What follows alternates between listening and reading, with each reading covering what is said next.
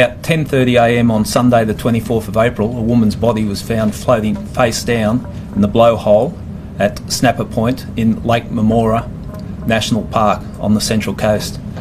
The woman's body was retrieved by helicopter and winched to land. An examination of the woman's body revealed that she'd suffered a number of wounds. As a result, an investigation was commenced. The post-mortem revealed that the woman had suffered a number of wounds, significantly some stab wounds. Our interpretation of the situation is that she suffered a violent assault prior to her death. Di video kali ini, kita akan melihat sebuah kisah nyata yang terjadi pada tahun 2016. Seorang gadis yang bercita-cita untuk melanjutkan pendidikan dan bekerja di Australia, suatu hari impiannya ini menjadi kenyataan.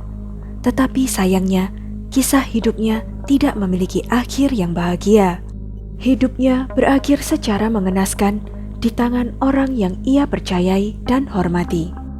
Bagaimana kisah lengkapnya? Sebelumnya, silakan subscribe dulu channel ini serta nyalakan loncengnya untuk mengetahui kasus-kasus kriminal yang terjadi di berbagai negara. Michelle Lang, atau yang juga dikenal dengan nama Cinanya Meng Mei Lang, lahir pada tanggal 29 Januari 1991 di Chengdu, Provinsi Sichuan, Cina. Michelle tumbuh sebagai gadis yang baik hati, penyayang, dan penuh hormat kepada orang lain. Dia memiliki hubungan yang sangat dekat dengan orang tuanya, sehingga sangat sulit bagi Michelle ketika ayahnya meninggal karena gempa bumi di tahun 2008. Michelle memiliki nilai-nilai yang bagus di sekolah dan bermimpi untuk pindah ke Australia. Ibunya, Mei Chang, mendukungnya dengan sepenuh hati dan percaya bahwa jika putrinya mengenyam pendidikan di Australia, dia akan memiliki masa depan cerah yang menantinya. Pada tahun 2011, Michelle diterima bergabung dengan University of Technology di Sydney. Michelle begitu gembira bisa pergi ke Australia dan memenuhi impian lamanya untuk melanjutkan sekolah dan bekerja di sana. Bibi Michelle, saudara perempuan ibunya, tinggal di Australia dan menawarinya tinggal di apartemennya. Bibinya juga memiliki seorang putri yang berusia 2 tahun lebih muda dari Michelle. Ibu Michelle merasa sangat aman untuk menitipkan putri kesayangannya di sana. Pada tahun berikutnya, tahun 2012, Bibi Michelle yang berusia 44 tahun menikah dengan Derek Barrett yang 20 tahun lebih muda darinya. Derek adalah seorang profesional IT yang sementara sedang menganggur, dan dia hanya terpaut 3 tahun lebih tua dari Michelle. Sejak saat itu, Michelle, sepupunya, bibinya, dan Derek semuanya tinggal bersama di apartemen Kempsey yang terletak di pinggiran kota New South Wales. Beberapa tahun pertama, semuanya berjalan baik-baik saja. Michelle unggul dalam studinya, mendapatkan teman baru, dan menemukan pekerjaan paruh waktu di waktu luangnya. Namun sejak tahun 2016, Bibi Michelle harus sering pergi dan menghabiskan waktu di Wollongong untuk bekerja.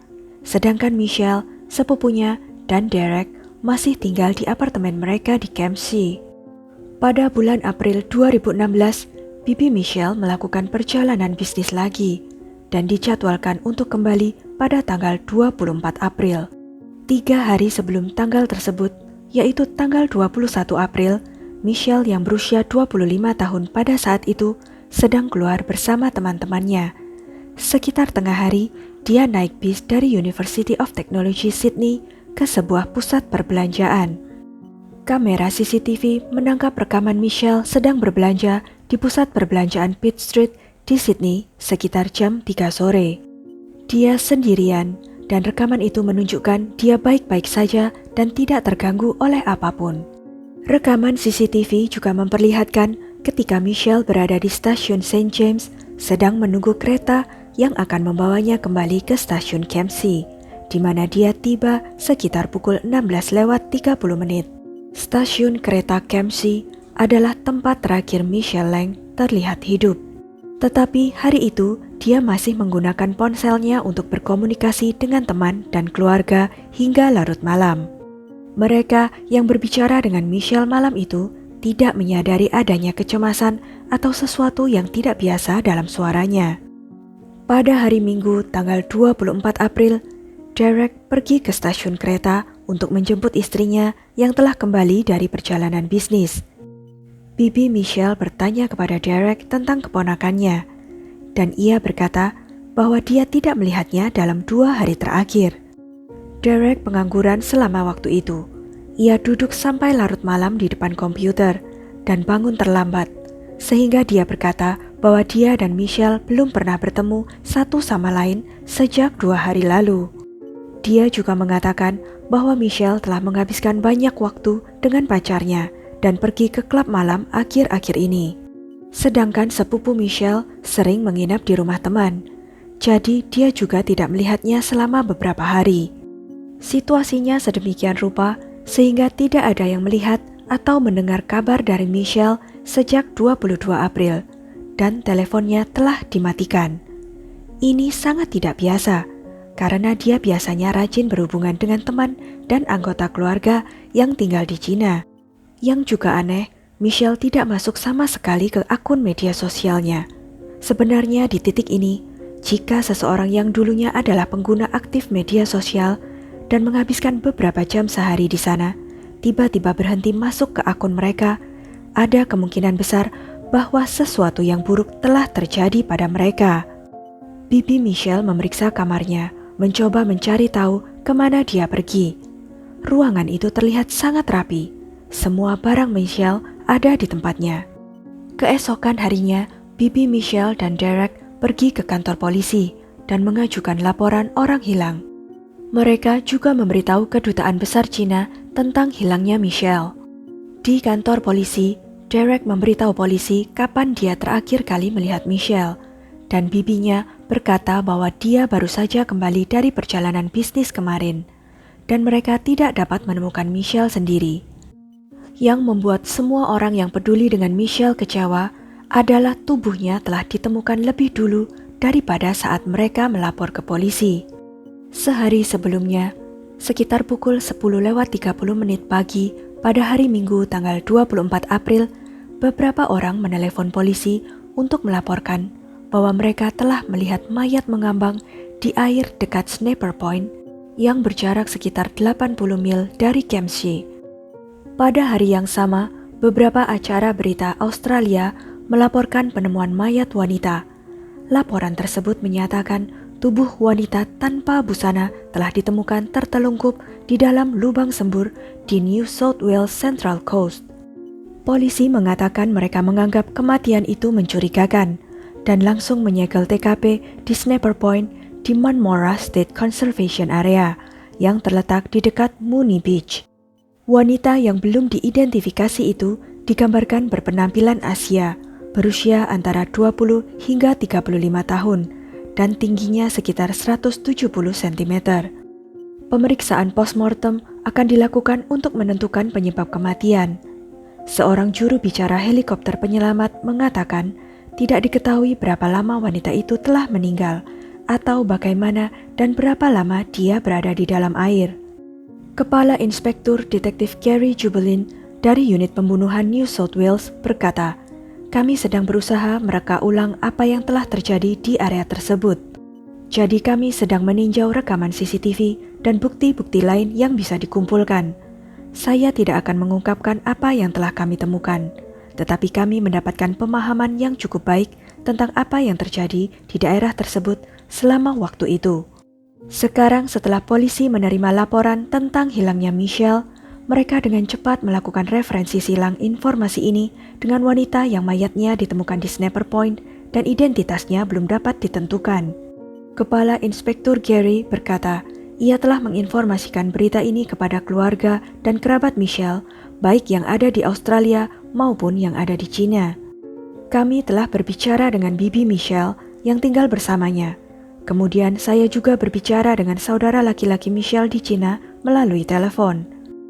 Polisi telah memberitahukan kepada siapapun yang tahu tentang apapun kegiatan Michelle selama akhir pekan untuk datang dan melaporkannya, sehingga detektif dapat mengetahui secepat mungkin siapa yang bertanggung jawab atas kejahatan mengerikan ini.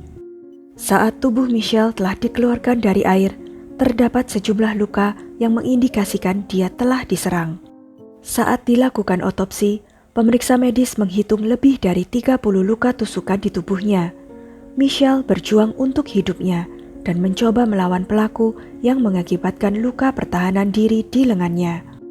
Beberapa hari setelah mengetahui kematian Michelle, ibunya terbang ke Australia untuk melihat tempat impian putrinya dan masih tidak dapat memahami kematiannya.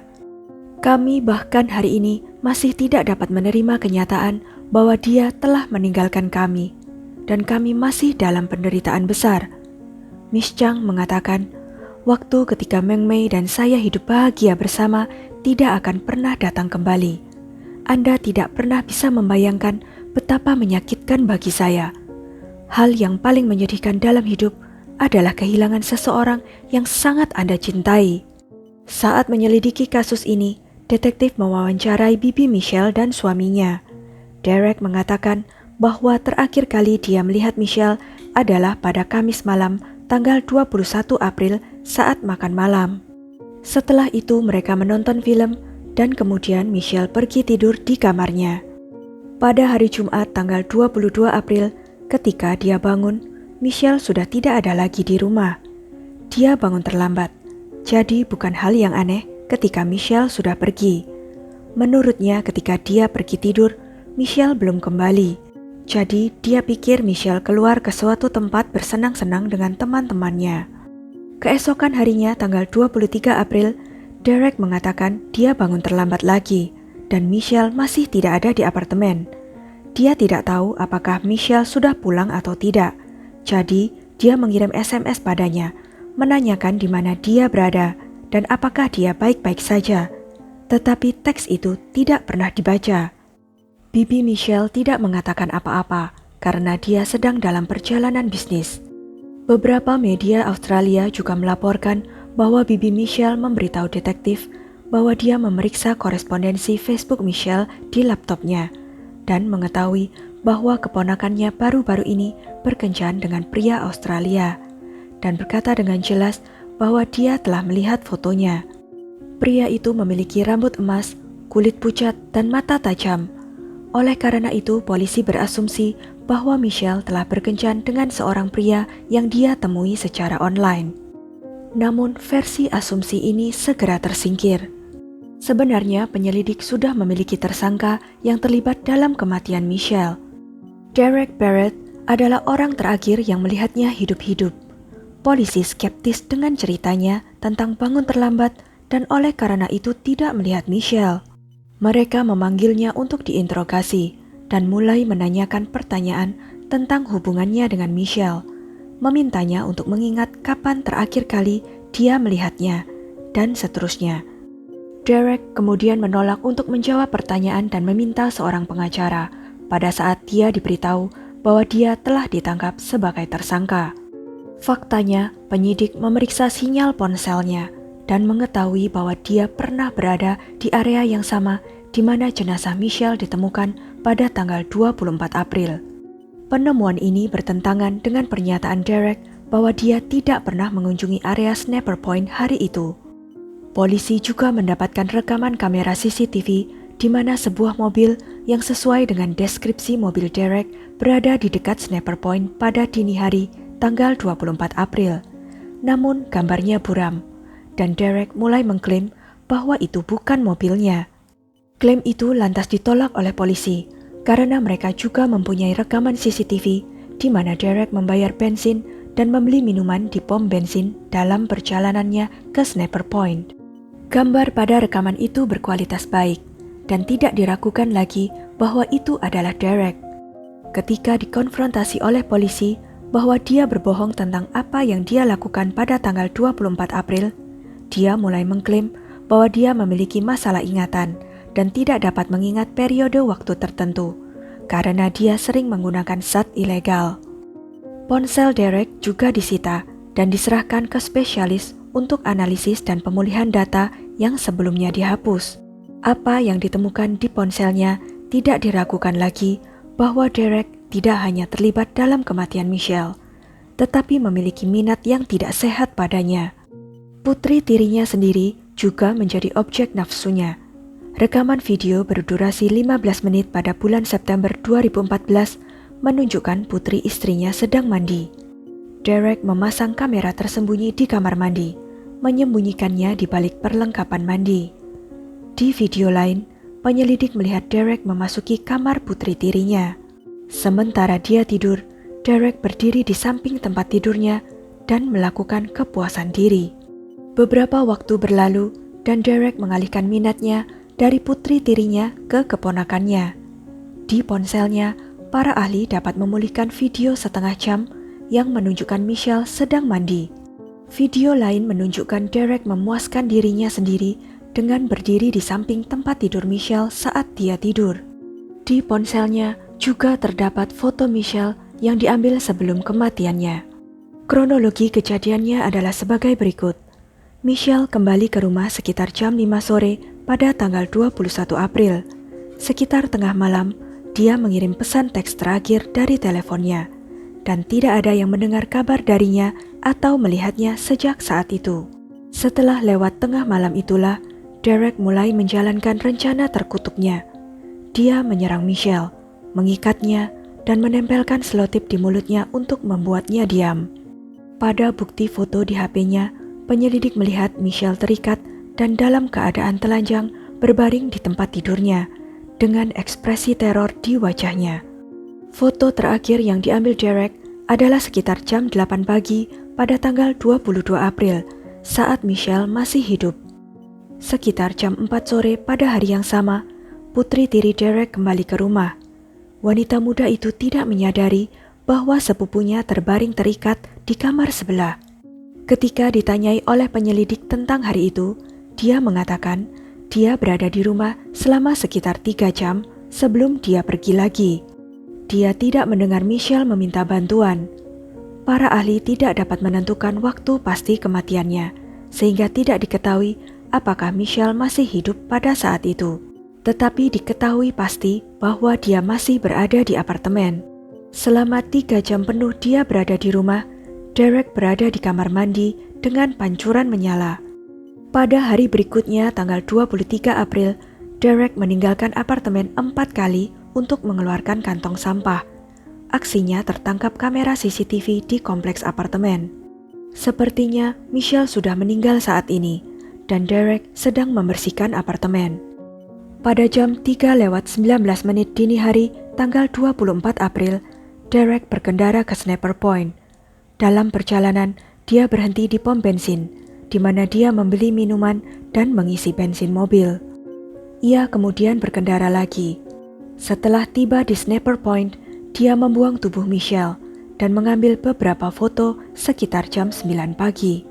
1,5 jam kemudian, polisi menerima laporan dari saksi mata yang melihat mayat di dalam air. Sementara itu, Derek pergi mengunjungi orang tuanya yang tidak melihat sesuatu yang aneh dalam perilakunya.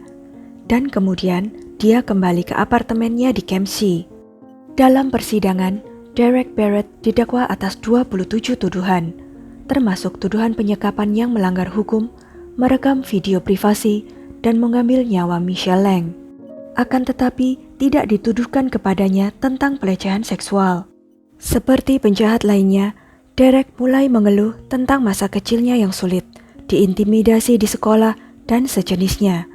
Sebab beberapa orang percaya bahwa masa kanak-kanak yang sulit dapat menjadi alasan untuk tindakan kasar mereka. Persidangan dimulai pada Oktober 2017. Psikiater yang memeriksa Derek menyimpulkan bahwa dia dapat dimintai pertanggungjawaban penuh atas tindakannya. Seorang psikiater bersaksi bahwa Derek mengatakan kepadanya bahwa dia kehilangan segalanya karena akhir pekan yang bodoh. Derek menulis sepucuk surat permintaan maaf kepada istrinya dan keluarga Michelle, yang secara khusus menyatakan, tidak ada kata-kata yang dapat menggambarkan rasa sakit emosional yang telah saya sebabkan kepada Anda dan keluarga. Saya hanya dapat membayangkan apa yang harus Anda alami dari kehilangan Anda. Setiap saat dalam hidup saya berharap dapat kembali ke masa lalu dan mengambil kembali hari itu, yang telah menyebabkan begitu banyak rasa sakit. Saya telah membiarkan masalah saya sendiri menjadi bencana dan kalian harus membayar mahal karenanya. Apa yang dapat saya lakukan sekarang setidaknya hanya bisa berusaha menebus kesalahan yang telah saya lakukan dengan cara apapun yang mungkin. Ibu Michelle meminta hakim untuk menghukum pemerkosa jahat yang kejam dan pembunuh berhati dingin ini dengan penjara seumur hidup. Pada bulan April 2016, kematian Meng Mei telah membawa rasa sakit yang luar biasa bagi seluruh keluarga saya dan saya sendiri, seorang ibu tunggal yang berusaha untuk mendukung putrinya yang merupakan siswa internasional di Sydney. Ibu saya yang sehat sangat berduka sehingga dia juga meninggal tidak lama setelah menerima berita kematian Meng Mei. Kematian mereka berdua menjadi pukulan berat bagi keluarga saya hingga saat ini. Dihadapkan dengan berbagai tuduhan, Derek Barrett mengaku bersalah. Pada Desember 2017, dia dijatuhi hukuman 46 tahun penjara dengan kemungkinan pembebasan bersyarat setelah 34 tahun 6 bulan penjara. Derek duduk dengan kepala tertunduk selama pembacaan hukumannya dan hampir tidak bereaksi. Dia seharusnya memenuhi syarat untuk pembebasan bersyarat pada tahun 2050.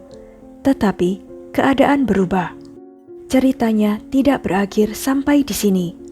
Peristiwa lain terjadi yang membuat Derek kembali ke ruang sidang dan menyebabkan penderitaan lebih lanjut bagi keluarga Michelle. 4 tahun berlalu setelah kejahatan tersebut, seorang wanita menemukan drive USB di tangan ibunya yang sudah lanjut usia dan menderita demensia. Wanita tua itu tidak berhubungan dengan Derek dan tinggal sekitar 6 mil dari tempat tinggal Derek sebelum penangkapannya pada tahun 2016. Karena masalah ingatannya, dia tidak dapat mengingat dari mana dia mendapatkan drive USB tersebut, dan sampai hari ini tetap menjadi misteri. Putrinya memutuskan untuk memasukkan flash drive itu ke komputernya dan melihat isinya. Video yang dia lihat sangat membuatnya terkejut, dan dia segera memanggil polisi. Di dalam video-video itu, penyelidik mengidentifikasi Derek Barrett yang berulang kali memuaskan nafsunya dan memperlakukan Michelle bukan sebagai pribadi, tetapi sebagai objek dalam video.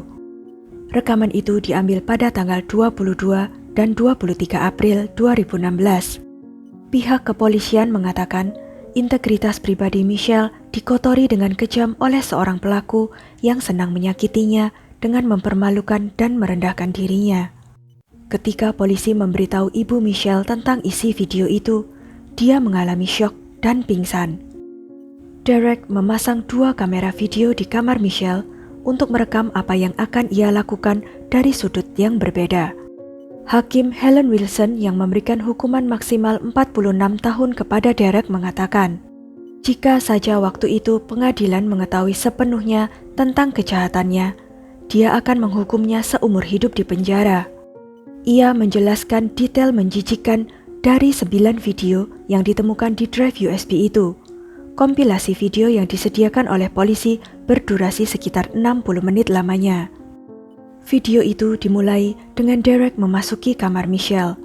Jelas terlihat dia terkejut dan khawatir dengan masuknya Derek ke kamar tidurnya dan tidak ingin dia di sana. Hakim Helen Wilson mengatakan bahwa dengan merekamnya, Derek bermaksud untuk memutar kembali rekaman itu nanti untuk menikmati apa yang telah dia lakukan. Dan usaha pembuangan drive USB menunjukkan keinginannya untuk tidak tertangkap. Setelah bukti baru ditemukan, Derek didakwa kembali dengan tuduhan pelecehan seksual terhadap Michelle Lang. Derek mengaku bersalah dan tidak membuat pernyataan apapun. Pada Maret 2021, dia dijatuhi hukuman tambahan 20 tahun penjara. Tapi sayangnya, kedua putusan hukumannya itu akan dijalani secara bersamaan. Dengan penambahan ini, Derek akan memenuhi syarat untuk pembebasan bersyarat hanya 2 tahun lebih lambat dari yang direncanakan sebelumnya. Derek akan bebas dari penjara paling cepat pada tanggal 27 Oktober 2052. Sekian kisah kali ini. Bagaimana pendapat kalian? Jangan lupa untuk klik like, share, subscribe, dan komen ya. Sampai jumpa lagi di video-video selanjutnya.